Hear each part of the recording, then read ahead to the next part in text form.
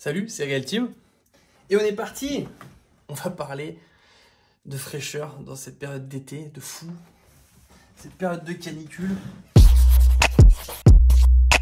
N'hésitez pas à vous abonner au mail créatif pour recevoir ces vidéos dans votre boîte mail. N'hésitez pas à me suivre sur les réseaux sociaux. Et en fait, je me suis rendu compte que d'être créatif, c'est un peu comme le ski hors piste. Ouais. Alors, on va me dire, qu'est-ce qui veut me dire ça? Beaucoup trop de gens encore croient que la créativité, c'est un don du ciel, que nous l'acquérons qu'au travers d'une incantation magique ou un truc bizarre qu'il nous est tombé dessus comme ça depuis tout petit. Alors c'est vrai, il y a certaines personnes qui ont plus de facilité, mais je pense que vraiment, on a tous en nous une part de créativité. Et je pense surtout que la créativité, c'est énormément de travail. Et je discutais dernièrement avec un mec qui aime beaucoup le ski hors piste. C'est un bon pote. Même le ski de randonnée, vous savez, vous montez en pot de phoque avec des skis qui, en dessous, on met une peau qui nous fait accrocher, qui nous fait monter. Il m'expliquait sa manière, sa démarche qu'il avait pour ne pas se faire mal, pour arriver à descendre et tout ça. Et justement, ça m'a fait exactement penser à la créativité et au métier créatif. La première chose qu'il fait, c'est qu'il se prépare physiquement. Et la préparation physique, en fait, elle est toute l'année.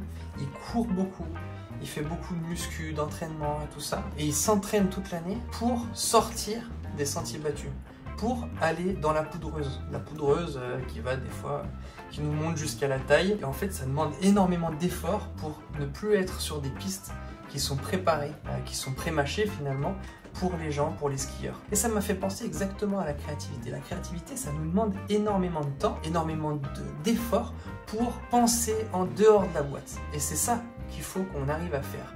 On s'entraîne à sortir de la boîte. Et ce que ça veut dire, en fait, c'est juste simple. Tu prends un bout de papier comme ça et tu griffonnes. Ça veut dire que tu pars pas direct avec une idée préconçue pour ton client ou une idée préconçue pour ou ta marque ou peu importe. Tu pars et tu fais un brainstorming, un gros brainstorming, tu écris, tu fais ressortir un peu le fond de ta pensée, tu fais des recherches, tu vas sur internet, je veux dire on a internet maintenant, c'est facile de faire des recherches, on a une bibliothèque mondiale à notre portée, tu fais des recherches pour pouvoir sortir de la piste, sortir de la boîte. Et ça c'est un travail de toute l'année. À chaque fois que tu as un nouveau client, ne pars pas avec les idées préconçues, note-les ces idées préconçues, mais essaye de continuer de chercher, persévérer de ça pour sortir de la boîte. Le deuxième truc qu'il fait, donc il se prépare physiquement, il se prépare aussi matériellement. Il a énormément de matos pour se sécuriser, pour en cas d'avalanche, en cas de recherche où il doit rechercher des gens avec des longues tiges. Il a une sorte de traceur GPS, je ne sais pas exactement si ça s'appelle comme ça, mais en cas d'avalanche, les gens savent où il est, ils peuvent le retrouver facilement. Il a un sac à dos qui en fait c'est une sorte d'airbag comme ça, qui se gonfle pour qu'il reste au-dessus. L'avalanche coule et en fait lui va rester au-dessus avec son sac. Enfin, c'est assez impressionnant le matos qu'il a. Et pour la créativité, en fait, c'est exactement pareil. Il faut qu'on s'entoure des outils que tu préfères. Moi, alors j'aime bien les crayons, j'aime bien les feuilles de papier, j'aime bien les Posca, tous ces trucs en fait. Ben voilà, il faut s'entourer des trucs qu'on aime faire. On aime faire de la gouache, entourez-vous de la gouache, mettez-la à portée de main. Parce qu'en fait, si vous la rangez dans un tiroir, tout ça, en fait je me rends compte, moi j'ai généralement rempli de trucs que j'aimerais trop faire, mais en fait je le fais pas parce qu'ils sont rangés.